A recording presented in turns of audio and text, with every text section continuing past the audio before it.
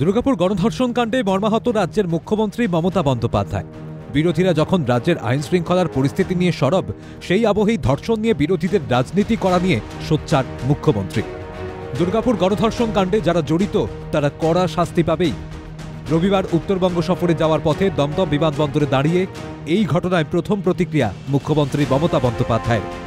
পাশাপাশি মুখ্যমন্ত্রীর সাফ বার্তা, ঘটনাটিকে গুরুত্ব দিয়ে দেখছে প্রশাসন, দোষীদের রিয়াত করা হবে না বলেও জানিয়ে দেন Mamata. It's a private college. The matter nobody is supporting.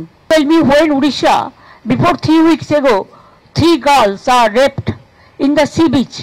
What action is being taken by the Odisha government? Well, if anything happens on women, we don't allow anything to be considered as a casual case. It's a serious case we consider. Shocking. এরপরেই বেসরকারি college কর্তৃপক্ষের নিরাপত্তার বিষয় আরও সজাগ হওয়ার প্রয়োজন ছিল বলেও জানান তিনি।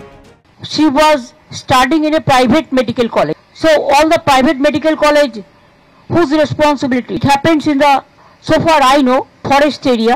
12:30 I do not know what happened. Investigation is on. Private medical colleges also is to take care, especially the girl child at night time should not be allowed to come out in the out.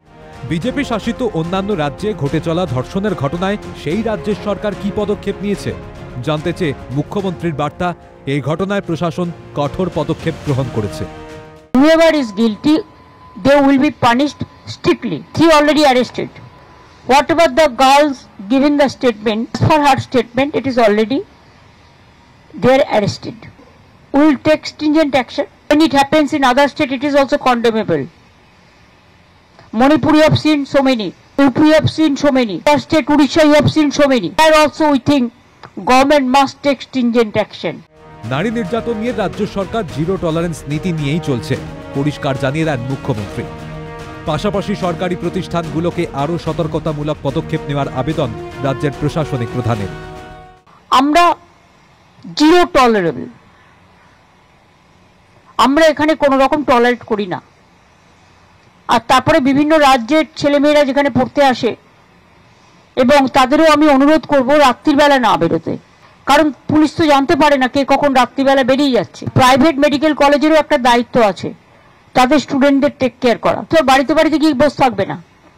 কেউ যদি রাত্রি 12:30টায় বেরিয়ে কোথাও যায়, ঘটনাটা নিন্দনীয়, ঘটনাকে support করছি না। যে যেখানেই যেতে পারে তার অধিকার, কিন্তু সবার একটা, যারা হস্টেলে থাকে তাদের একটা সিস্টেম আছে।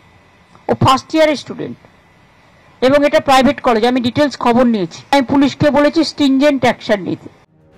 দুর্গাপুরের বেসরকারি মেডিকেল কলেজে পড়ুয়া নির্যাতিতা তরুণী ওড়িশার জলেশ্বরের বাসিন্দা। কলেজের হোস্টেলে থাকেন তিনি। পুলিশ সূত্রে খবর, গত 10ই অক্টোবর রাতে এক বন্ধুর সঙ্গে খাবার খেতে গিয়েছিলেন ওই ছাত্রী। অভিযোগ, সেই সময় পরাণগঞ্জ কালীবাড়ি শ্মশান লাগোয়া জঙ্গলে নিয়ে গিয়ে তাকে গণধর্ষণ করা হয়। জঙ্গল থেকে ওই বেসরকারি কলেজের দূরত্ব মাত্র 1 কিলোমিটার। এই ঘটনায় এখনো পর্যন্ত 3 জনকে গ্রেপ্তার করেছে পুলিশ। তাদের জেরা করে ঘটনার দিন ঠিক কি হয়েছিল তথ্য তলাশের চেষ্টায় পুলিশ। পুলিশি তদন্তে আর কি তথ্য সামনে আসে এখন সেটাই দেখার। তবে এই ধরনের ঘটনায় সরকার যে কড়া হাতে পরিস্থিতি মোকাবিলা করছে তা মুখ্যমন্ত্রী তথা স্বরাষ্ট্রমন্ত্রীর মন্তব্যে স্পষ্ট। ক্যামেরায় গোপাল তপাদারের সঙ্গে শুভজিৎ দের রিপোর্ট, ক্যালকাটা নিউজ।